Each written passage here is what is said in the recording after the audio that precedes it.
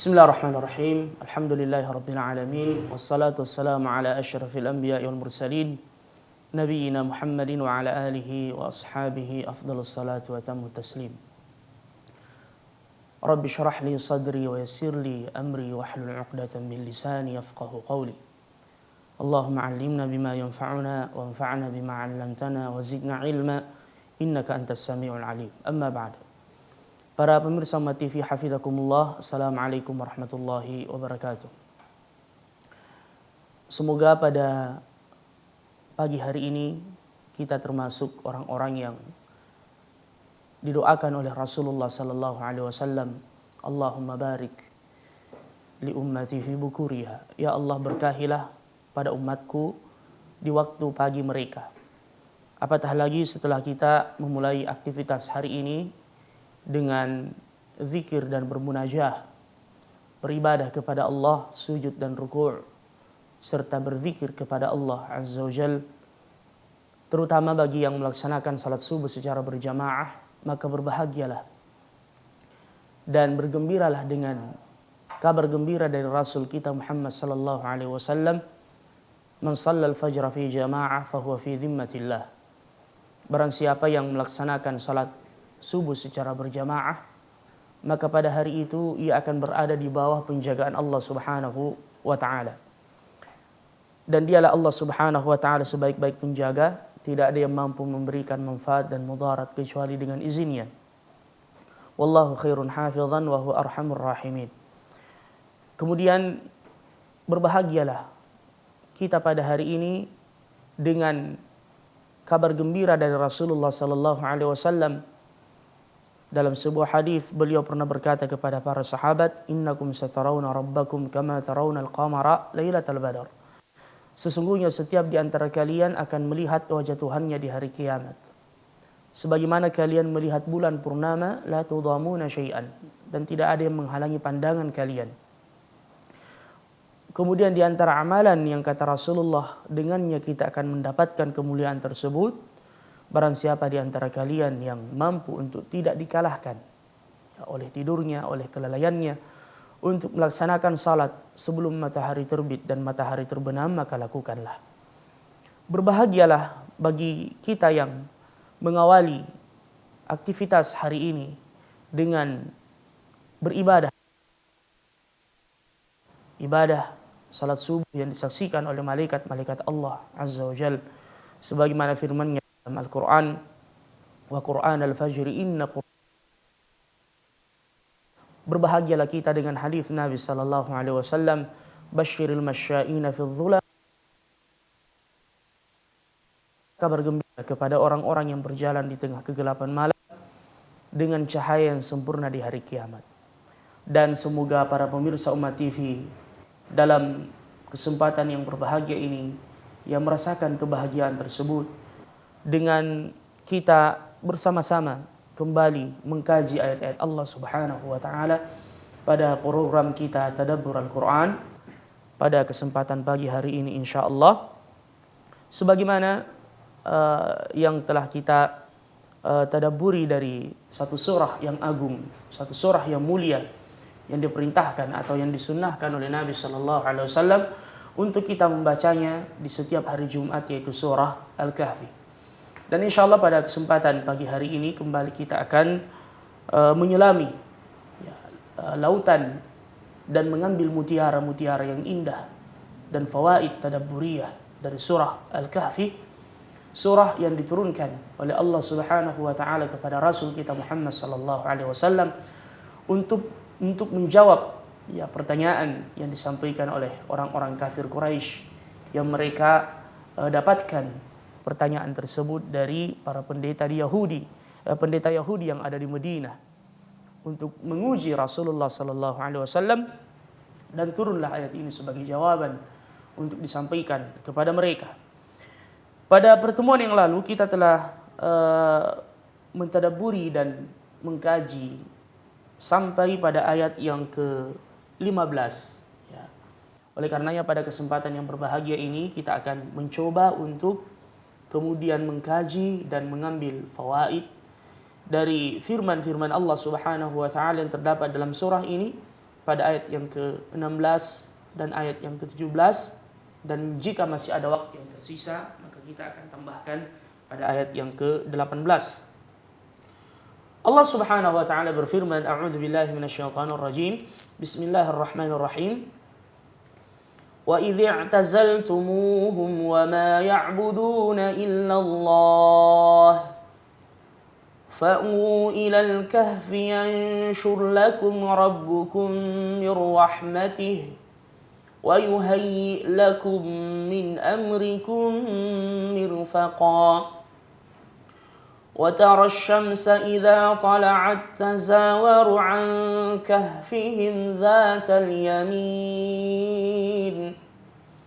وإذا غربت تقرضهم ذات الشمال وهم في فجوة منه ذلك من آيات الله من يهد الله فهو المهتد وَمَنْ يُضْلِلْ فَلَنْ تَجِدَ لَهُ وَلِيًّا مُرْشِدًا.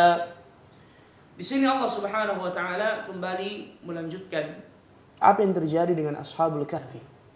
Pada pertemuan yang lalu, untuk mengingatkan para pemirsa, kita telah menyebutkan bahwasanya mereka adalah fityah, para pemuda yang dipilih oleh Allah Subhanahu wa taala. Para pemuda yang beriman kepada Tuhannya, beriman dengan fitrah mereka. Tidak ada nabi dan rasul yang mendakwahi mereka pada waktu itu. Tidak ada juru dakwah. Sebagaimana misalnya kisah Al-Ghulam, Ashabul Ukhdud, ya, di mana Ghulam ini beriman kepada Allah Subhanahu wa taala setelah ia mendapatkan pengajaran dari rahib pada waktu itu. Namun para pemuda ini mereka hidup di atas fitrah. Dan ini sebagaimana kata Nabi kita yang diriwayatkan dari Allah Subhanahu wa taala yang disebut dengan haditsun qudsi, khalaqtu ibadi hunafa. Sesungguhnya saya menciptakan hamba-hambaku itu dalam keadaan lurus. Fajtalathum syayatin. Namun mereka digelincirkan oleh syaitan. Adapun para pemuda tersebut, Ashabul Kahfi, ya, sebelum mereka menuju ke gua, mereka berada di tengah-tengah istana. Mereka adalah anak para raja dan kaisar. Akan tetapi mereka mengingkari apa yang dilakukan oleh kaumnya, yaitu menyembah selain Allah Subhanahu wa taala. Kesyirikan yang terjadi di tengah kaumnya. Berhala-berhala yang disembah, mereka mengagungkan dewa-dewa, kemudian mereka menyembah patung, yang mereka menyembah bintang-bintang dan matahari. Dan mereka memiliki kebiasaan setiap tahunnya, yaitu takdimul qarabin. Mereka mempersembahkan kurban kepada Tuhan-Tuhan yang mereka sembah selain Allah tersebut.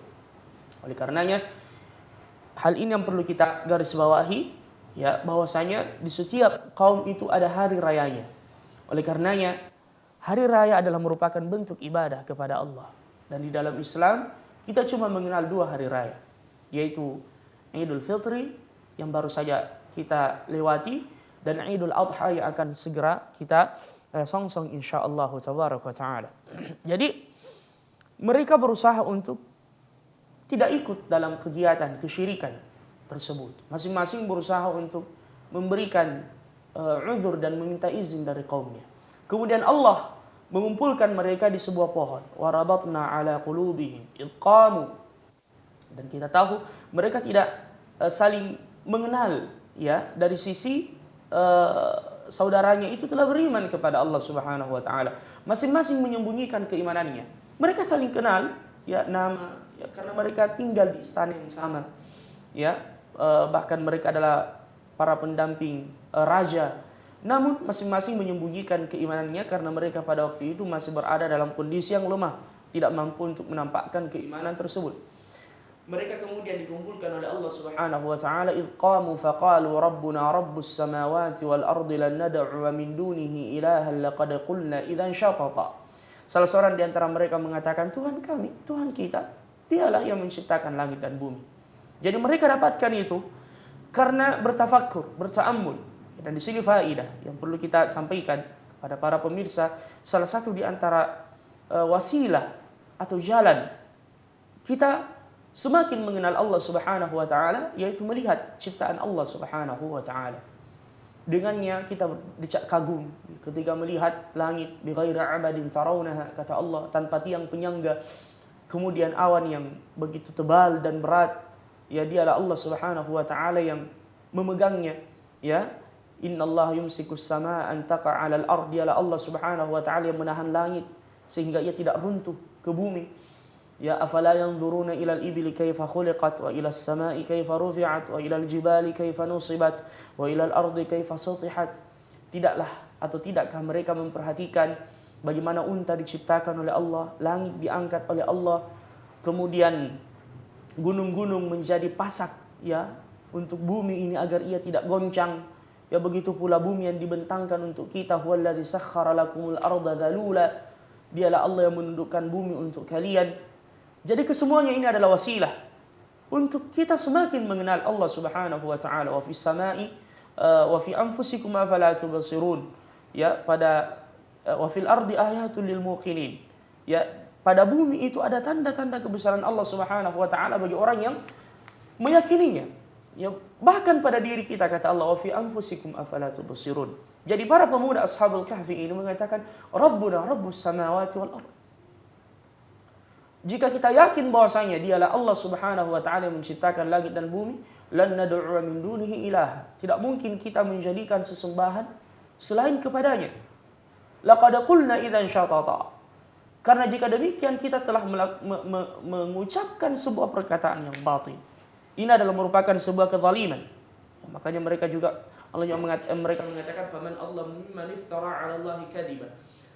Siapakah gerangan yang paling zalim dari orang-orang yang berdusta atas nama Allah Subhanahu wa taala? Ya, dan kezaliman yang paling besar adalah asyirk, kesyirikan kepada Allah. Sebagaimana firman Allah dalam Al-Qur'an, innasyirka la dzulmun 'adzim. Oleh karenanya setelah mereka saling mengetahui ternyata mereka memiliki akidah yang sama, mengingkari kesyirikan yang dilakukan oleh kaumnya, mereka kemudian bersepakat untuk mengasingkan diri. Ya, al-uzlah, dan ini akan kita jelaskan sedikit. Al-uzlah yaitu mengasingkan diri dari satu kaum untuk menjaga agama mereka. Dan al-uzlah kata para ulama kita terbagi menjadi dua. Ada uzlah yang sifatnya hissi, ya, yang zahir, meninggalkan mereka, ya, meninggalkan kampung halaman misalnya, atau tidak bersama dengan mereka, berhijrah, ya, atau uzlah yang sifatnya ma'nawi, yaitu tidak ikut larut, ya, tetap bersama dengan mereka, tetapi mereka menjaga diri, atau ia menjaga diri dari fitnah mereka. Dan tentu yang kedua ini lebih afdal bagi orang yang bisa bersabar dengan keadaan kaumnya dan bisa memberikan pengaruh kepada mereka. Kata Nabi sallallahu alaihi wasallam dalam sebuah hadis, ya, seseorang yang bergaul dengan kaumnya, ya, wa yasbiru ala adahum, dan bersabar dengan gangguan mereka, khairun mimman ya'tazilu qaumahu falam yasbir ala adahum, atau kama qala. Itu lebih baik dari orang yang mengasingkan diri dari kaumnya dan ia tidak bersabar dengan mereka. Namun pada kondisi di mana benar-benar agama seseorang itu terancam, apalagi ada ancaman fisik dan seterusnya, maka uzlah, ya, meninggalkan mereka itu disyariatkan. Apatah lagi jika dikhawatirkan mereka terpengaruh dengan akidah dan ajarannya. Dan inilah mengapa disyariatkan di dalam agama kita yang disebut dengan al-hijrah, ya, seseorang yang tinggal di negeri kufar dan ia memiliki kemampuan untuk berpindah ke negeri kaum muslimin, maka hendaknya itu yang ia lakukan jika ia khawatirkan terhadap diri dan agamanya, atau tidak mampu untuk menampakkan syiar agamanya, ya. Jadi para pemuda ini Ashabul Kahfi meninggalkan mereka, sama dengan Rasulullah sallallahu alaihi wasallam yang memerintahkan kepada para sahabat untuk uzlah, meninggalkan, ya, kaumnya yang menyiksa mereka. Dan kita mengenal di dalam Islam ada hijrah yang pertama ke negeri Habasyah dan yang kedua ke Madinah. Jadi Rasulullah dan para sahabatnya meninggalkan mereka, firaran di dinihim. Mereka ingin menyelamatkan agamanya. Dan inilah yang dilakukan oleh Ashabul Kahfi. Padahal mereka sebagaimana yang telah kita sebutkan tinggal di istana yang mewah. Apa saja yang mereka inginkan tersedia.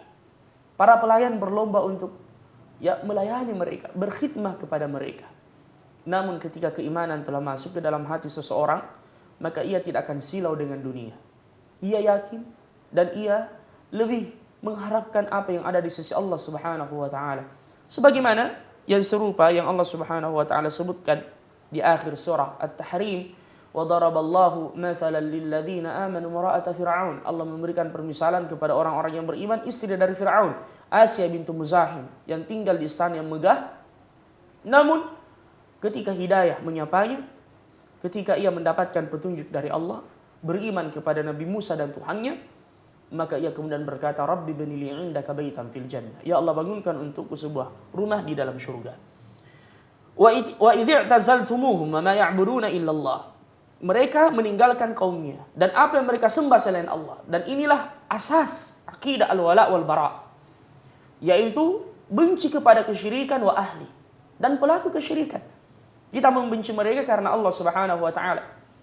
Sebagaimana Ibrahim alaihi salam, ya, inna bura'u minkum, kami berlepas diri dari kalian. Ya, sampai dari bapaknya, ya, orang yang paling dekat dengannya. Ia berkata, wa a'tazilukum wa ma tad'una min dunillah wa ad'u rabbi asa alla akuna bi du'a'i rabbi syaqiyya. Saya wa a'tazilukum, meninggalkan kalian dan apa yang kalian sembah selain Allah Subhanahu wa taala. Innakum ma ta'buduna min dunillahi hasabu jahannam antum laha waridun. Karena kalian dan apa yang kalian sembah selain Allah adalah merupakan bahan bakarnya neraka. Alhamdulillah. Jadi bukan cuma benci kepada kesyirikan, tetapi ya benci kepada pelaku kesyirikan tersebut. Ya, benci karena Allah Subhanahu wa taala. Ya, orang-orang yang kufur kepada Allah Azza wa Jalla. Oleh karenanya Syekhul Islam Ibnu Taimiyah rahimahullah tabaraka taala pernah mengatakan, al-wala'ut tam, loyalitas itu diberikan kepada orang yang beriman sesuai dengan kadar keimanan mereka tentunya, wa in asa'u 'alaik, walaupun ia berbuat buruk kepadamu. Sebaliknya al-bara'ah, ya, berlepas diri, anti loyalitas diberikan kepada orang-orang kafir, ya, walaupun ia berbuat baik kepadamu. Mungkin kita secara zahir berbuat baik kepadanya, namun hati tidak boleh sedikit pun cinta kepada mereka. Ya, sebagaimana kata Nabi, inna nabushu fi wajhi qaumin wal qulubu tal'anuhum. Boleh jadi kita bermuka manis di hadapan seseorang walaupun hati kita ini membenci mereka. Terutama dalam muamalah misalnya, ya, tidak mengapa kita bermuamalah dengan orang-orang kafir, akan tetapi untuk mencintai mereka mahabbah secara khusus dalam hati, ini tidak boleh. Karena mereka kita benci karena Allah Subhanahu wa taala. Oleh karenanya Imam Ahmad rahimahullahu tabaraka taala, dan kita tahu siapa beliau. Setiap kali beliau masuk ke kota Baghdad dan berjumpa dengan kafir dhimmi, dan kita tahu siapa kafir dhimmi. Seorang kafir yang membayar jizyah, yang mendapatkan perlindungan ya pada pemerintahan kaum muslimin, yang kata Nabi, barang siapa yang mengganggu mereka sama saja mengganggu aku. Namun Al-Imam Ahmad ketika berjumpa dengan kafir dhimmi, beliau menundukkan pandangannya. Ketika ditanya, beliau mengatakan, saya tidak tahan melihat wajah orang-orang yang mengatakan Allah itu beranak dan diperanakkan. Ya, bahkan Al-Imam Ibnu Al-Qayyim mengatakan sesungguhnya orang-orang Nasara telah mencela Allah di mana tidak ada yang pernah mencela Allah seperti celaan mereka, yaitu mereka mengatakan Allah Subhanahu wa taala itu ya memiliki anak. Jadi di sini memberikan pelajaran kepada kita, wa idh i'tazaltumuhum ma ya'buduna illallah. Walaupun tentunya mereka adalah objek dakwah kita, apalagi yang masih menjadi kerabat kita, maka tugas kita untuk menyelamatkan mereka dari kekufuran. Kemudian kata Allah, fa'u ilal kahfi yanshur lakum min rahmati. Salah seorang di antara mereka mengatakan fa'u ilal kahfi. Ya. Berangkatlah kalian ke sebuah gua. Yanshur lakum rabbukum min rahmati. Di gua tersebut Allah Subhanahu wa taala akan menurunkan rahmatnya. Para pemirsa rahimakumullah, ketenangan dan kebahagiaan itu bukan dengan istana yang megah, ya, bukan dengan dunia dan isinya yang kita miliki, bukan dengan ketenaran, bukan dengan pangkat dan jabatan yang orang-orang berlomba untuk mendapatkannya, bukan sama sekali. Tetapi ketenangan itu datangnya dari Allah Subhanahu wa taala.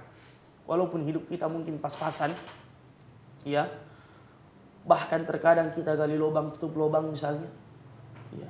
Kemudian terkadang kita sebagaimana sifat yang disebutkan oleh Nabi, yashba'u yawman wa ju'u yawman, terkadang lapar sehari, kenyang sehari. Namun ketika kita bersama dengan Allah Subhanahu wa taala, maka berbahagialah. Berbahagialah. Kebahagiaan itu ada di dalam hati. Itulah tempat kebahagiaan itu bersemayam. Bukan pada zahirnya, tetapi apa yang ada di dalam jiwa dan hati seseorang. Oleh karenanya ketika Allah Subhanahu wa taala mengingatkan nikmat yang Allah Subhanahu wa taala berikan kepada istri-istri Nabi yang hidup di sebuah rumah yang sempit, namun mereka merasakan kebahagiaan. Mengapa? Karena Rasulullah bersama dengan mereka, Allah Subhanahu wa taala bersama dengan mereka. Ya. Sebagaimana firman Allah, "Wadhkurna ma yutla fi buyutikunna min ayatillahi wal hikmah." Begitu pula ketika Rasulullah bersama dengan Abu Bakar As-Siddiq di tempat yang sempit di sebuah gua. Dan Abu Bakar As-Siddiq sangat khawatir. Bukan khawatir terhadap dirinya, khawatir terhadap keselamatan Rasulullah sallallahu alaihi wasallam. Maka Allah Subhanahu wa taala, ya, Rasulullah kemudian berkata kepada Abu Bakar As-Siddiq, "La tahzan, jangan bersedih. Innallaha ma'ana." Sesungguhnya Allah Subhanahu wa taala bersama kita. "Idz yaqulu li sahibihi la tahzan, innallaha ma'ana." Sebagaimana yang Allah sebutkan dalam Al-Qur'an ketika ia berkata kepada sahabatnya Abu Bakar As-Siddiq, "Jangan engkau bersedih, Allah bersama dengan kita."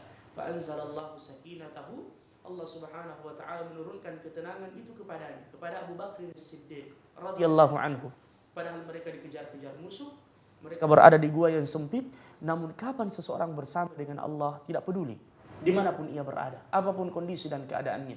Coba kita lihat banyak di kalangan para ulama yang menghabiskan hidupnya ya di dalam penjara, seperti Syekhul Islam Ibnu Taimiyah, ya kemudian muridnya Imam Ibnu Qayyim. Dan mereka memiliki salaf ya seperti Ashabul Kahfi.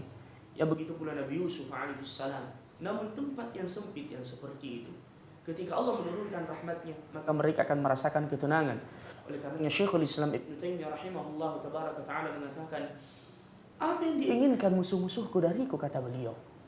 "Sesungguhnya ketika mereka mengasingkan aku, itu adalah merupakan nuzhah bagiku. Itu merupakan tamasya bagiku.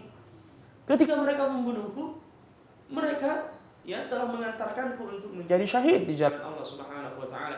Bahkan beliau mengatakan, andaikan anak-anak para raja itu mengetahui kebahagiaan yang kita rasakan, lajaladuna bi asyuf, mereka akan datang dan memenggal leher-leher kita dengan pedang-pedang mereka karena kecemburuan mereka. Subhanallah. Mengapa? Karena mereka mendapatkan rahmat dari Allah Subhanahu wa taala. Mereka mendapatkan kebahagiaan dan as-sa'adah.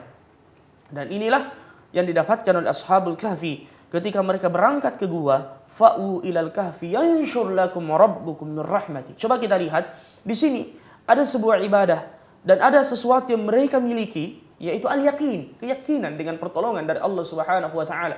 Dan ini pelajaran bagi kita kaum muslimin.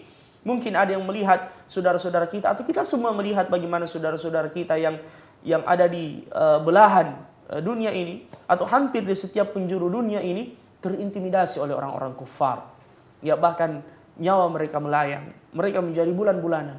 Kalau kita melihat keadaan yang seperti itu, mungkin orang-orang akan mengatakan mana pertolongan Allah Subhanahu wa taala. Tapi dengan mentadabburi ayat-ayat Allah Subhanahu wa taala itu akan semakin menguatkan kita. Rasul saja dikepung ya pada perang Ahzab, pada perang Uhud, ya. Namun tidak sedikit pun mengurangi keyakinan mereka. Ya walamma ra'al mu'minuna al-ahzaba qalu hadza ma wa'adana Allah wa rasuluhu wa sadaqa Allah wa rasuluhu wa ma zadahum illa imanan wa taslima. Ketika mereka melihat musuh-musuh yang mengepung mereka, ya, bertambah keimanan mereka. Ya. Mereka semakin yakin dengan pertolongan dari Allah. Bahkan mereka mengatakan hadza ma wa'adana Allah wa rasuluhu. Ini yang Allah Subhanahu wa taala dan rasulnya janjikan untuk kita. Ya karena cita-cita tertinggi seorang muslim adalah bagaimana ia bisa berkorban, bahkan mungkin terbunuh. Ya demi untuk membela agamanya. Ya karena hidup di dunia ini hanya sementara saja.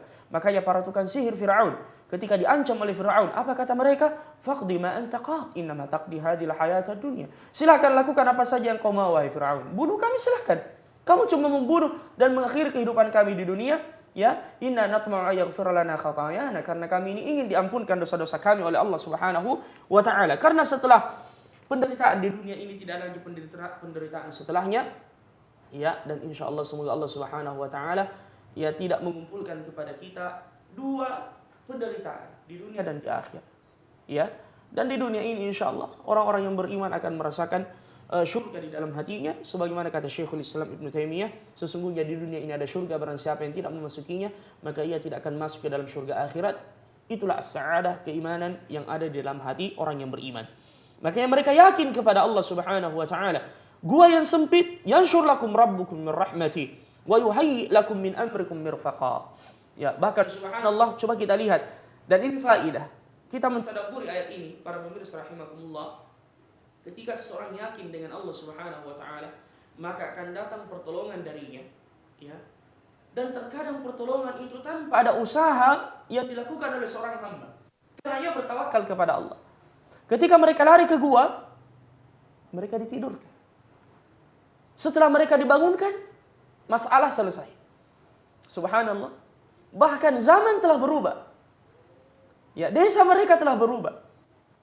Kerajaan tersebut, rajanya juga telah diganti menjadi raja yang adil. Ya, telah melewati 9 generasi, bayangkan 309 tahun. Mereka terbangun. Makanya Allah mengatakan pada ayat berikutnya, ya, wa kadzalika ba'atznahum wa kadzalika a'tharna 'alaihim, pada ayat beberapa ayat setelahnya, wa kadzalika a'tharna 'alaihim liya'lamu anna wa'dallahi haqq. Demikianlah kami menangkan mereka agar mereka tahu janji Allah itu hak. Allah tidak akan menyelisih janjinya. Namun tentunya tetap kita senantiasa mengintrospeksi diri. Apakah kita ini pantas ditolong oleh Allah Subhanahu wa taala? Kita yakin dengan pertolongan Allah, tapi keadaan kita sekarang ini, apakah kita pantas ditolong oleh Allah? Tapi kita senantiasa berbaik sangka kepada Allah agar pertolongan itu diberikan kepada kita dengan segala kekurangan yang kita lakukan. Makanya Allah berfirman dalam Al-Qur'an, "Wa ja'alna minhum a'immatan yahduna bi amrina lamma sabaru wa kanu bi ayatina yuqinun." Mereka kami jadikan a'immah, pemimpin, kata Allah. "Wa ja'alna minhum a'immatan yahduna bi amrina." Bersabar, ini syarat yang pertama. Wa kanu bi ayatina yuqinun. Dan mereka yakin. Ini yang dimiliki oleh Ashabul Kahfi, keyakinan. Dan kata Syekhul Islam Ibnu Taimiyah, bis-sabri wal yakin tunalu al-imamatu fid din. Dengan kesabaran dan keyakinan kita akan mendapatkan apa? Al-imamah, kepemimpinan ya di dalam agama ini. Jadi Allah berfirman, yanshur lakum rabbukum min rahmatihi wa yuhayyi lakum min amrikum mirfaqa. Lagi-lagi kita mengharapkan apa? Rahmat dari Allah Subhanahu wa taala. Karena rahmat Allah Azza wa Jalla, ya, wasi'at kulla syai', mencakup segala sesuatunya. Dengan rahmat Allah, kata Nabi, andaikan orang-orang kafir mengetahui luasnya rahmat Allah, mereka tidak berputus asa untuk ya dimasukkan ke dalam surga. Ya, namun sebaliknya kita juga harus mengingat azab Allah Subhanahu wa taala sangatlah pedih. Kemudian berikutnya Allah berfirman, wa tarasyamsa, dan kalian melihat matahari. Matahari yang mana? Yang sekarang. Matahari menjadi saksi. Dan matahari adalah hamba Allah Subhanahu wa taala yang taat kepadanya. Ya, wa tarasyamsa idza tala'at, ketika ia terbit, tazawaru an kahfihim. Ia condong dari arah gua mereka dzatal yamin, ke sebelah kanan. Wa idza gharabat, ketika ia terbenam, taqriduhum, ya, matahari itu akan meninggalkan mereka, condong meninggalkan mereka dzatal shimal, ke arah utara. Wa hum fi fajwatin min, dan mereka berada di dalam gua yang diluaskan atau yang luas. Ya, kita sudah menjelaskan pada pertemuan yang lalu perbedaan antara al-kahf dengan al-ghar. Al-ghar gua, al-kahf juga gua. Tapi ghar sempit, ya. Adapun al-kahf kelihatannya sempit dari luar tetapi bisa menampung beberapa orang di dalamnya. Wa hum fi fajwatin min, dzalika min ayatillah. Ini adalah tanda-tanda kebesaran Allah. May yahdillahu fahuwal muhtadi. Di sini sebagaimana yang kita sebutkan tadi, Allah Subhanahu wa taala mengikat antara awal ayat dengan akhir ayat. Hidayah yang Allah Subhanahu wa taala berikan kepada seorang hamba, terkadang itu nampak atau datang atau muncul natijat tafakkur, setelah ia bertafakkur, memandang tanda-tanda kebesaran Allah. Makanya kalau kita melihat matahari, ya, qul ara'aytum in ja'alallahu 'alaikumun nahara, qul ara'aytum in ja'alallahu 'alaikumul laila sarmadan ila yaumil qiyamati man ilahun ghairullahi ya'tikum bidhiya, ya, afala yasma'un, qul ara'aytum in ja'alallahu 'alaikum an-nahara sarmadan ila yaumil qiyamati man ilahun ghairullahi ya'tikum bilailin taskununa fihi. Subhanallah. Allah Subhanahu wa taala menyebutkan dalam surah Al-Qasas, qul ara'aytum in ja'alallahu 'alaikumul laila sarmadan ila yaumil qiyamah.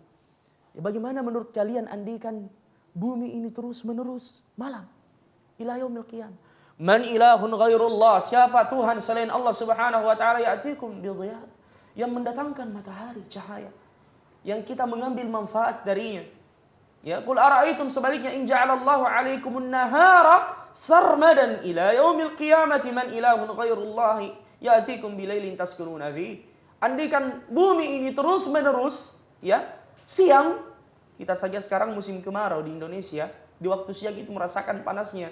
Minta ampun, Masya Allah. Semoga Allah melindungi kita dari neraka Jahannam. Bagaimana andaikan bumi ini terus-menerus siang? Mungkin terbakar. Ya.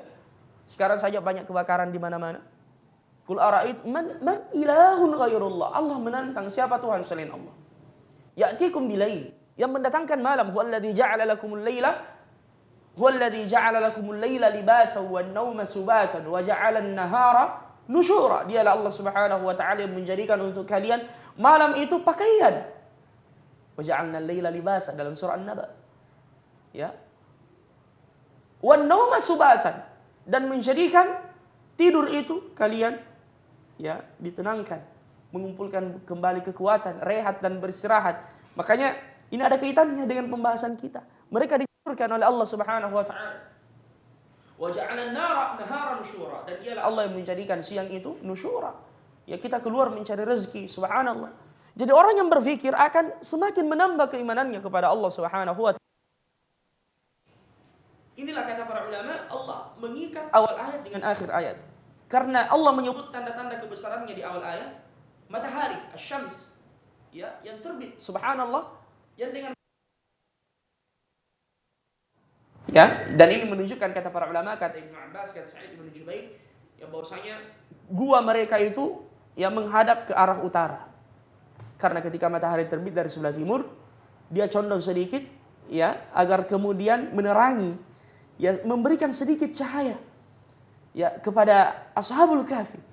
Ketika dia tengah terik, tentunya mereka tidak terkena sengatan matahari. Begitu pula ketika terbenam, sedikit condong agar kembali mengenai mereka. Ya, dan dalam ilmu medis dan kesehatan, ya, tentu kita tahu bahwasanya matahari di waktu pagi dan di waktu sore itu, ya, sangat bermanfaat untuk kesehatan, ya, tubuh manusia.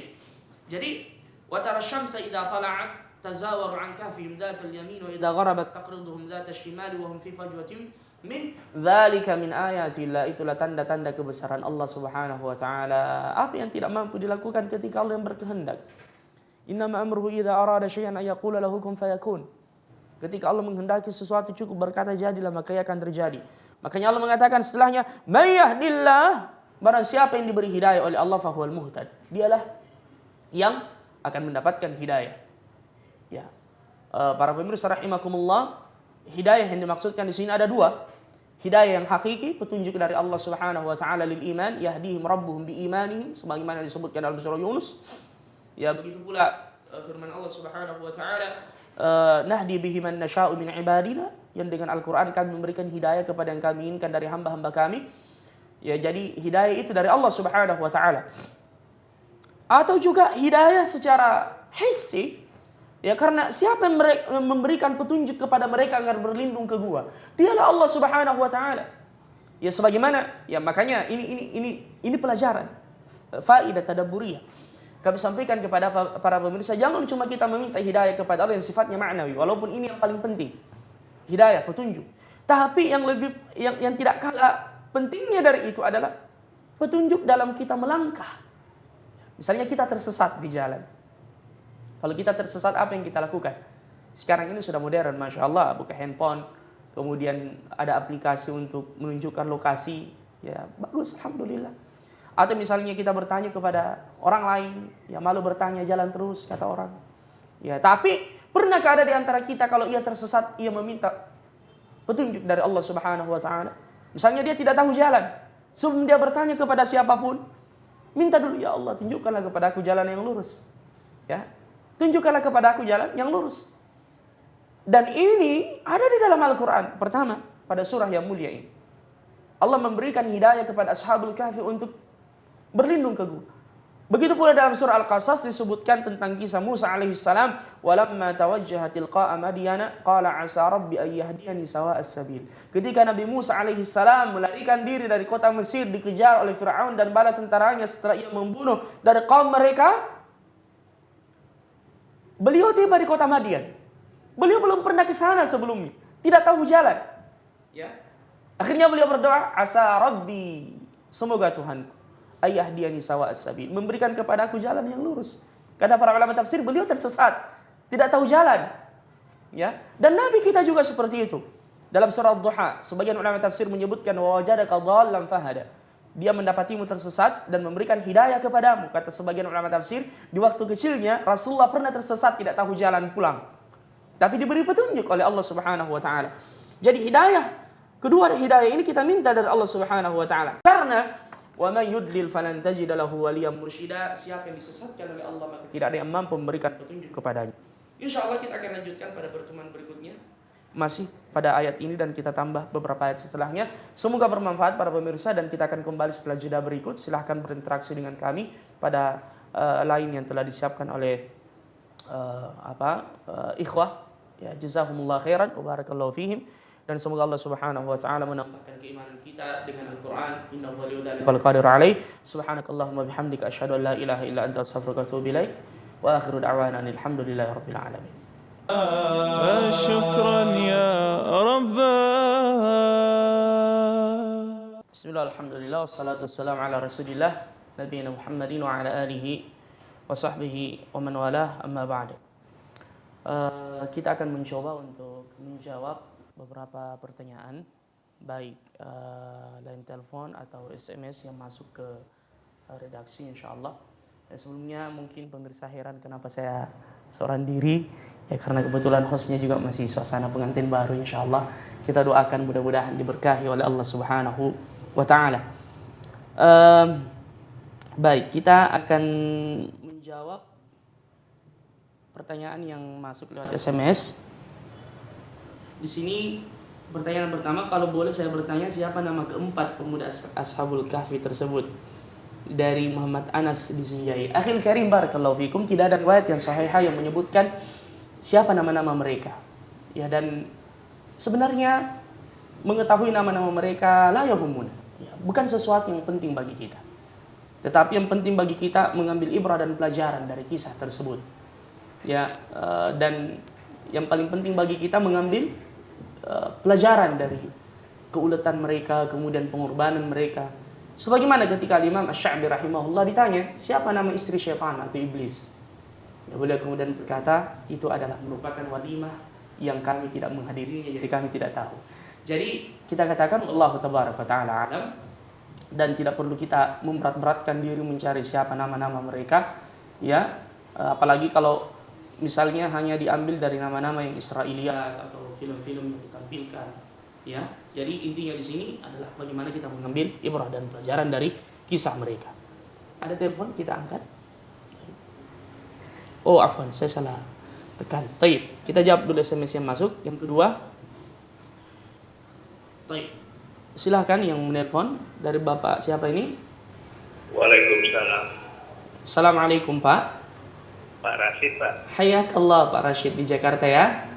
Ya, gimana kabar Pak? Sehat insyaallah. Alhamdulillah sehat. Hayakallah. Silahkan Pak.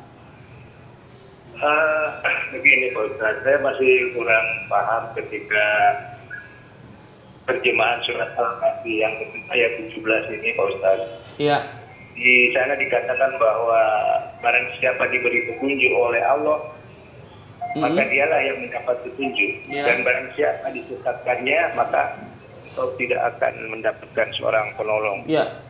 Nanti yang saya tanyakan, yang disesatkan oleh Allah ini, apakah karena orang ini sudah sedemikian durhakanya atau seperti apa ini Pak Ustaz? Misalnya mungkin dia menyembah selain Allah misalnya. Ya. Nah kalau yang diberi petunjuk kan itu memang mungkin orang itu ada kebaikan jika Allah memberi petunjuk.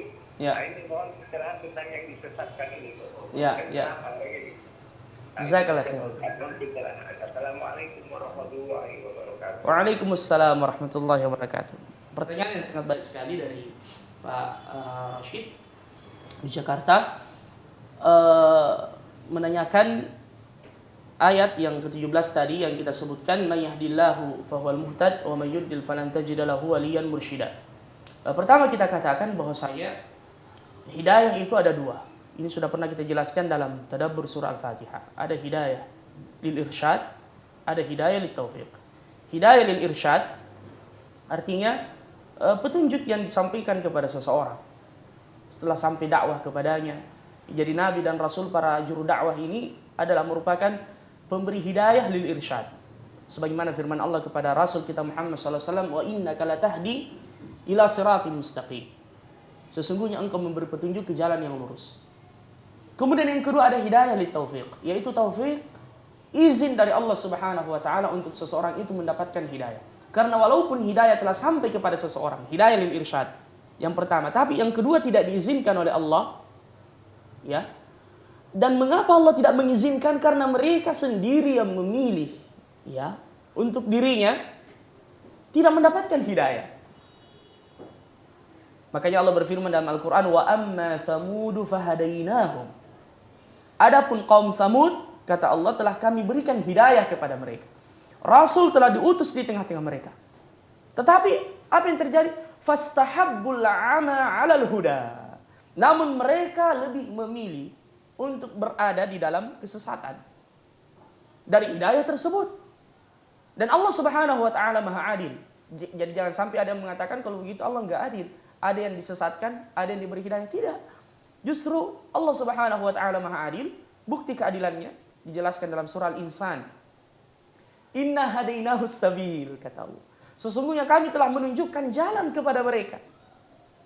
Inna hadainah, semuanya. Ya. Semuanya telah diberikan jalan oleh Allah. Rasul telah diutus, Al-Quran telah diturunkan. Yang tidak adil itu kalau misalnya seseorang dihukum tanpa ada petunjuk sebelumnya, tanpa ada peringatan sebelumnya. Makanya rusulan mubasyirina wa mundzirina li'alla yakuna linnasi 'alallahi hujjah ba'da rusul. Nabi-nabi yang diutus oleh Allah, ya, agar tidak ada lagi alasan bagi manusia nanti di hari kiamat. Ya, makanya orang yang belum sampai dakwah kepadanya dimaafkan. Wa ma kunna mu'adzibina hatta nab'atsa rasula. Kami tidak akan menghukum satu kaum sebelum datang rasul kepada mereka. Dan bukti, ya, keadilan Allah yang lain, setiap manusia diberikan apa? Akal. Untuk memikirkan itu. Makanya orang yang tidak berakal, tidak ada hukuman baginya. Ya, di hari kiamat, misalnya orang-orang gila itu, ya, hukumnya bagaimana? Itu akan diikhtibar, ada ujian bagi mereka. Makanya anak yang belum balik, yang belum berakal itu belum disebut mukallaf. Ya, jadi Allah Subhanahu wa taala Maha Adil. Ya, memberikan hidayah kepada yang diinginkannya dan yang menginginkan hidayah itu. Makanya ketika Imam Ibnu Qayyim rahimahullah mengomentari firman Allah, walladzina jahadu fina lanahdiyannahum subulana. Orang yang bermujahadah di jalan kami, yang bersungguh-sungguh menempuh jalan kami, lanahdiyannahum subulana. Kami akan memberikan hidayah itu kepada mereka. Kata beliau, hidayah berbanding lurus dengan usaha. Jika ada usaha dari seseorang, maka insya Allah, ya, dia akan semakin mendapatkan hidayah tersebut. Itulah pentingnya kita berdoa kepada Allah. Itulah pentingnya kita menghadiri majelis-majelis ilmu. Itulah pentingnya kita bersahabat dengan orang-orang saleh agar kita mendapatkan hidayah itu. Dan itu sudah disampaikan oleh para nabi dan rasul. Ya, bahkan Allah menggambarkan kepada kita di dalam, makanya Al-Quran sebab hidayah. Karena memberikan kepada kita jalan, ya, hidayah tersebut. Inna hadzal Qur'ana yahdi. Sesungguhnya Al-Quran ini memberi petunjuk lillati hiya aqwam, ke jalan yang lurus. Ya, jadi seperti itu. Dan kita tidak seperti dengan pemahaman Al-Jabariyah yang mengatakan bahwasanya manusia ini tidak memiliki pilihan, dia seperti daun atau ia seperti bulu yang diterbangkan oleh angin. Dia mengatakan manusia ini tidak memiliki pilihan. Makanya orang yang berpemahaman seperti ini, ya, orang yang berpemahaman seperti ini kebanyakan menyalahkan apa? Takdir. Ya, misalnya dia disuruh, mari sholat. Atau ditanya, kenapa engkau mencuri? Dia mengatakan, ini adalah takdir bagi saya. Kalau Allah menghendaki hidayah, saya akan meninggalkannya. Ini kekeliruan. Ya, makanya di zamannya Umar pernah ada yang mencuri. Umar mengatakan, potong tangan. Orang ini mengatakan, ya Amirul Mukminin, kenapa tangan saya dipotong? Ya, sedangkan saya mencuri karena takdir. Umar mengatakan, kalau begitu kami juga memotong tanganmu karena takdir dari Allah Subhanahu wa taala. Ya, jadi tidak boleh kita berhujah dengan takdir, karena hujah-hujah seperti ini tidak bermanfaat di hari kiamat. Ya, ketika orang kafir dimasukkan ke dalam neraka, mereka berteriak dan mengatakan, Rabbana ghalabat alina shiqwatuna wa kunna ya qauman dhalin. Ya Allah, kami telah dikalahkan oleh, ya, kesengsaraan kami, oleh teman-teman kami yang buruk dulu di dunia. Ya, jadi mereka berhujjah dengan itu. Ya, sebagaimana ketika mereka digiring ke neraka, wasiqal ladina kafaru ila jahannam zumara. Dan ketika orang-orang kafir digiring ke neraka jahannam, hatta idza ja'uha futihat abwabuha. Ketika mereka mendatangi neraka tersebut, langsung dibukakan pintunya. Ya. Wa qala lahum khazanatuha, berkata ya para penjaga neraka, alam ya ya'tikum rusulun minkum yatlu 'alaikum ayati rabbikum wa yunzirunakum liqa'a yaumikum hadza. Ya. Jadi malaikat bertanya, bukankah telah sampai rasul kepada kalian? Bukankah ayat-ayat telah dibacakan kepada kalian? Apa jawaban mereka? Mereka mau berhujjah dengan takdir tadi. Mereka mengatakan qalu bala walakin haqqat kalimatul adabi 'alal kafirin. Mereka mengatakan, tapi memang kami sudah ditakdirkan seperti itu. Tapi tidak diterima alasan-alasan yang seperti itu. Ya, jadi hidayah itu berbanding lurus dengan usaha. Walaupun Allah telah menegaskan faman syaa'a minkum ay yastaqim wa ma tasyauna illa ay yasha Allahu rabbul alamin. Wallahu a'lam. Itu mungkin Pak jawabannya, wallahu tabaraka taala alam. Kita jawab SMS dulu yang masuk. Ada Bapak Zulfikri dari Aceh. Benarkah Al-Qur'an ada menjelaskan bahwa di dalam laut yang airnya asin ada mengalir sungai yang airnya tawar? Ini di antara ijaz ilmi yang disebutkan oleh para ulama kita. Disebutkan di dalam surah Ar-Rahman, marajal bahrain yaltaqiyan bainahuma barzakhul la yabghiyan. Ya, telah bertemu dua lautan, kemudian di antaranya ada barzakh. Barzakh artinya tempat yang tidak bisa ditembus, yang tidak saling mempengaruhi, sehingga ya ada air yang mengalir yang tawar menurut sebagian ahli. Ada yang mengatakan seperti itu. Juga disebutkan di dalam surah Al-Furqan, huwallazi marajal bahrain hadza 'azbun furatu wa hadza milhun ujaj wa ja'ala bainahuma barzakhan wa hijran mahjura wa huwallazi marajal bahrain. Dialah yang mempertemukan dua lautan, kata Allah Subhanahu wa taala. Atau mempertemukan antara laut dan sungai yang besar, karena sungai juga disebut bahar. Ya. Huwallazi marajal bahrain hadza 'azbun furat. Ini adalah azbun airnya tawar. Furatun wa hadza milhun ujaj, dan ini asin, kata Allah Subhanahu wa taala. Wa bainahuma barzakhan wa hijran mahjura, dan di antara keduanya itu ada penghalang yang menyebabkan keduanya tidak saling bercampur antara yang satu dengan yang lain. Ada dalam surah Al-Furqan. Masya Allah, ini adalah tanda kebesaran Allah Subhanahu wa taala.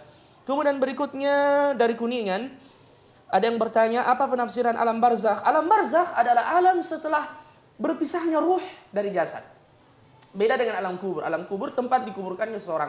Alam barzakh yaitu alam di mana ketika ruh dicabut dari jasad, ya, sebagaimana disebutkan dalam hadis yang panjang Al-Bara' ibn Azib, perjalanan ruh itu ketika dicabut, maka disitulah sudah mulai alam barzakh, ya. Makanya siksaan di alam barzakh, ya, tidak terbatas ketika seseorang dikubur di tanah, ya. Allah Subhanahu wa taala Maha Kuasa, karena ada orang yang meninggal dunia mungkin ya dibakar.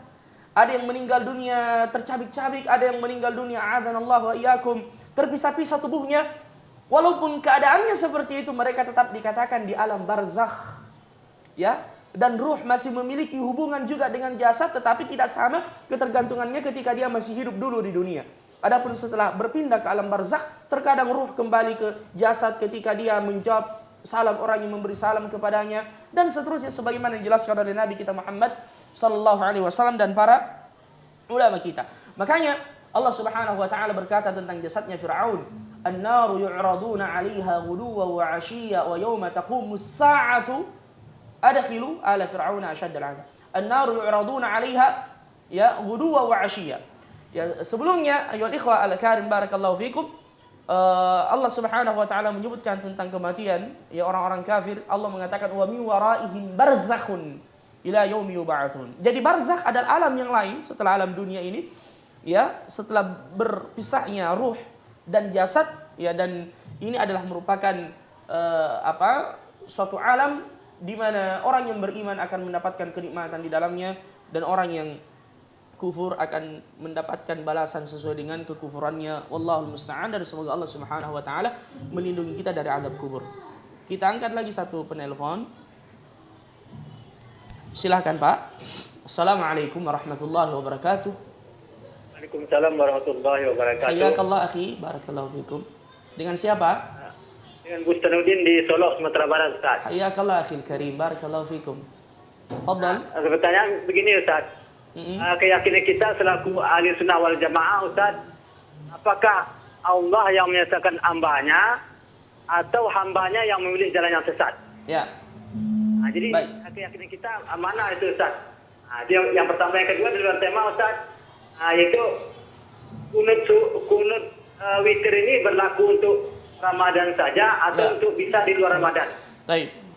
Ya, jelas Pak. Terima kasih Ustaz. Assalamualaikum warahmatullahi wabarakatuh. Waalaikumsalam warahmatullahi. Saya menjawab pertanyaan yang pertama tadi dan ini melengkapi pertanyaan dari Pak Rashid tadi. Allah Subhanahu wa taala berfirman di dalam Al-Qur'an, "In takfuru," jika kalian kufur kata Allah, "fa innallaha ghaniyun 'ankum." Allah Subhanahu wa taala tidak butuh kepada kalian. Wala yarda li'ibadihil kufur. Dan Allah tidak ridha hambanya itu kufur. Allah tidak ridha, Allah tidak mau. Ya. Wa in tashkuru, dan jika kalian bersyukur mengikuti jalan yang Allah turunkan, yardahu lakum. Allah akan meridai kalian. Wala taziru waziratu wizra ukhra. Jadi itu jawabannya. Makanya betul, ya, yang memberikan hidayah dan yang menyesatkan itu adalah ada di tangan Allah Subhanahu wa taala, tetapi kebaikan disandarkan kepada Allah dan keburukan tidak disandarkan kepada Allah Subhanahu wa taala. Ya, mengapa demikian? Karena ya Allah Subhanahu wa taala la yus'alu amma yaf'al wa hum yus'alun. Kita tidak boleh kemudian bertanya mengapa Allah melakukan itu. Misalnya ada yang mengatakan, kenapa Firaun kasihan disesatkan seperti itu sehingga ia menjadi bulan-bulanan di dalam Al-Qur'an? Tidak boleh kita bertanya seperti itu. Ya, sebagaimana ada yang bertanya misalnya, mengapa Abu Lahab tidak mendapatkan hidayah? Ya, Allah mengatakan la yus'alu amma yaf'al. Allah lebih tahu. Tidak perlu kita memikirkan ya mengapa ini disesatkan, mengapa ini diberi hidayah. Yang menjadi pertanyaan kita, ya, kita perhatikan diri kita ini, keluarga kita. Qu anfusakum wa ahlikum nara. Dan barang siapa yang mengkhawatirkan pada dirinya kesesatan, dia akan diberikan hidayah oleh Allah Subhanahu wa taala. Ya, karena hidayah sekali lagi ada di tangan Allah. Makanya minta terus dari Allah. Ya, makanya yang paling ditakutkan orang saleh adalah jangan sampai kakinya tergelincir di akhir hidupnya kemudian dia tersesat. Itu yang kita perhatikan sekarang. Ya, karena Allah Subhanahu wa taala tidak perlu kemudian kita tanya, ya mengapa Allah menyesatkan ini? Ya, tetapi begitulah Allah Subhanahu wa taala menakdirkan dan Allah lebih tahu, wallahu ya'lamu wa antum la ta'lamun.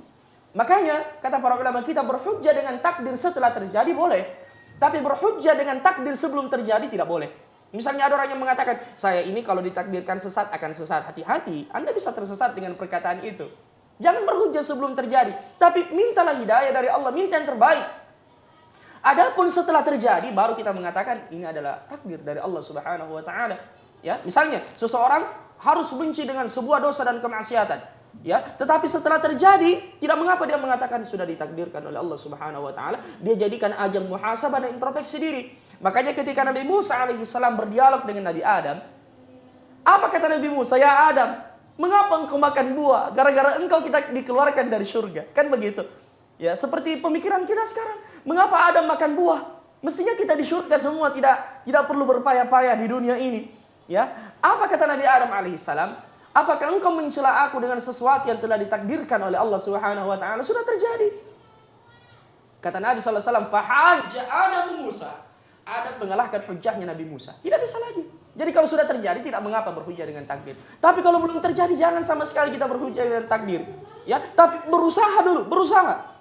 Dan insya Allah siapa yang berusaha akan ditunjukkan jalan. Sebagaimana firman Allah di dalam Al-Quran, wa amma man a'ta wattaqa wa saddaqa bil husna fasanuyassiruhu lil yusra. Barang siapa yang memberi, bertakwa kepada Allah, membenarkan surga, beriman kepada Allah, ditunjukkan kepadanya jalan, kata Allah Subhanahu wa taala. Wallahu a'lam. Cukup ya? Masih ada waktu? Baik. Ini bagaimana cara membukanya? Baik, kemudian pertanyaan yang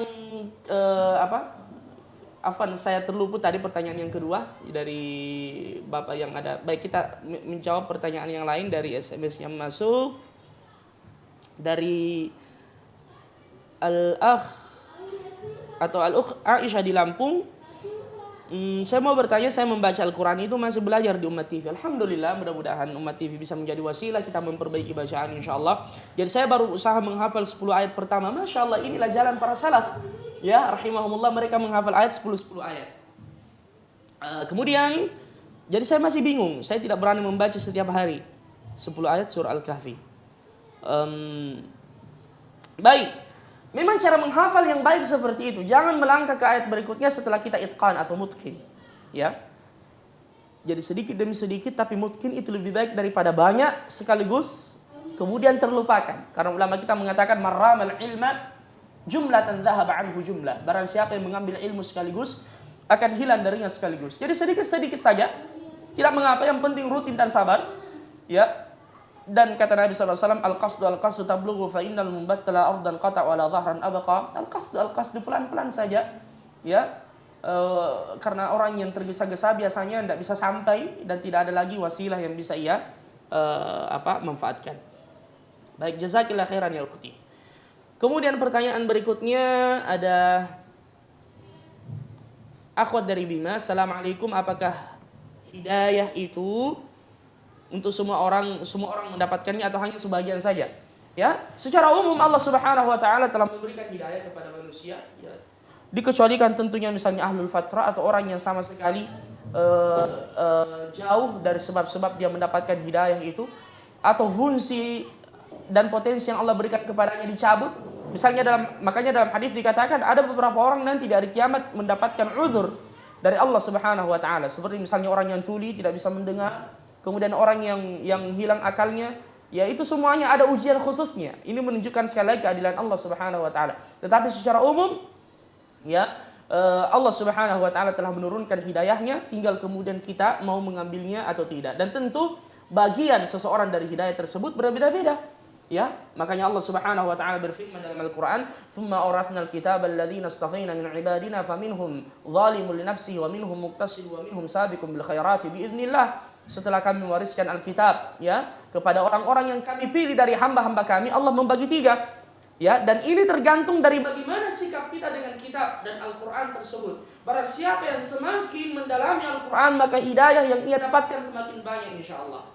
Makanya Allah mengatakan membagi, ada yang zalimul li nafsi, ya, khalatu amalan sayyi'an wa khalatu amalan salihan wa akhar sayyi'a. Dia menggabungkan antara amal baik dan amal buruk.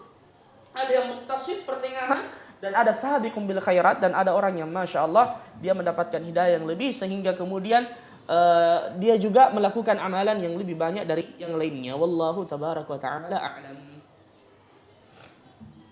Kemudian ada pertanyaan dari Al-Akh Luqman di Sidrap. Pertanyaannya, jazakallahu khairan, bagaimana membentuk pemuda seperti dalam kisah Ashabul Kahfi di zaman sekarang?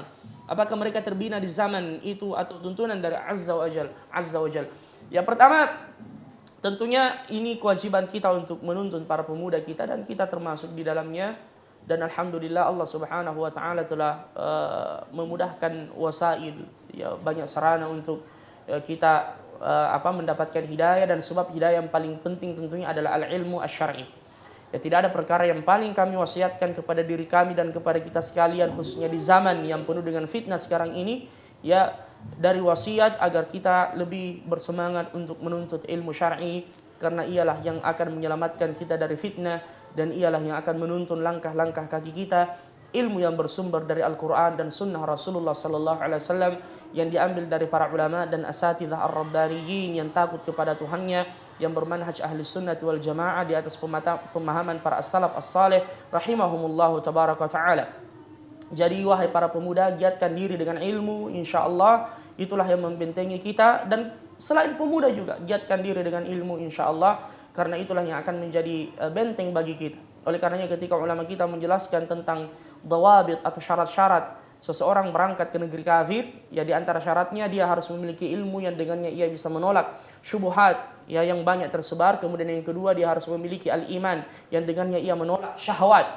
Jadi dengan ilmu kita bisa menolak syahwat, ya, syubhat, dan betapa banyak syubhat khususnya di zaman sekarang ini. Oleh karenanya berbekallah dengan ilmu yang dengannya Allah Subhanahu wa taala akan senantiasa memberikan hidayah dan taufiknya kepada kita insyaallah.